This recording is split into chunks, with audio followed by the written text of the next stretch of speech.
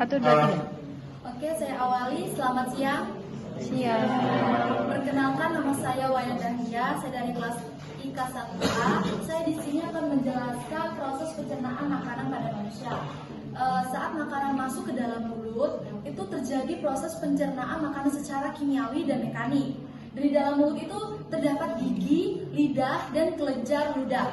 Di gigi ini terdapat 3 jenis gigi. Yang pertama itu gigi taring. Gigi taring itu berfungsi untuk merobek atau mencabik makanan. Kemudian yang kedua itu ada gigi seri yang berfungsi untuk memotong makanan. Dan yang terakhir itu gigi geraham, baik depan maupun belakang, berfungsi untuk menghaluskan makanan. Kemudian setelah masuk gigi, diproses oleh gigi, kemudian ke lidah. Lidahnya terletak di dalam dalam mulut yang kaya akan otot, yang fungsinya untuk mengaduk makanan dan berfungsi untuk mengecap rasa. Dan yang terakhir itu kelenjar ludah. Kelenjar ludah itu menghasilkan air liur atau disebut saliva yang membantu proses pencernaan makanan dan juga sebagai untuk menelan. Setelah itu masuk ke faring. Faring itu terjadi di sini.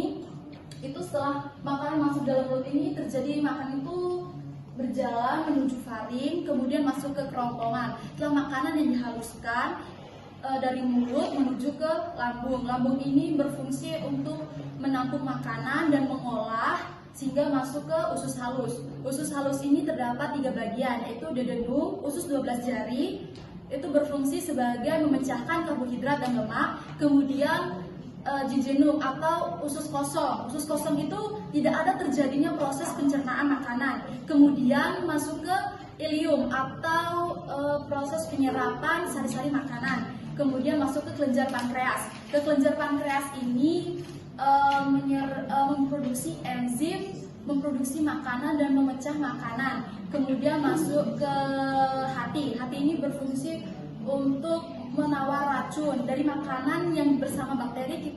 Itu kita di hati itu dievaluasi racunnya. Terus kemudian sebagai menghasilkan cairan empedu. Kemudian setelah itu masuk ke usus besar. Usus besar ini mencerap cairan dan vitamin sebelum masuk ke feses. Dan yang terakhir ke anus. Anus itu adalah proses perjalanan terakhir feses setelah dibentuk di kolon, dan proses pengeluaran feses itu disebut defekasi. Sekian dari saya ucapkan terima kasih dan selamat siang.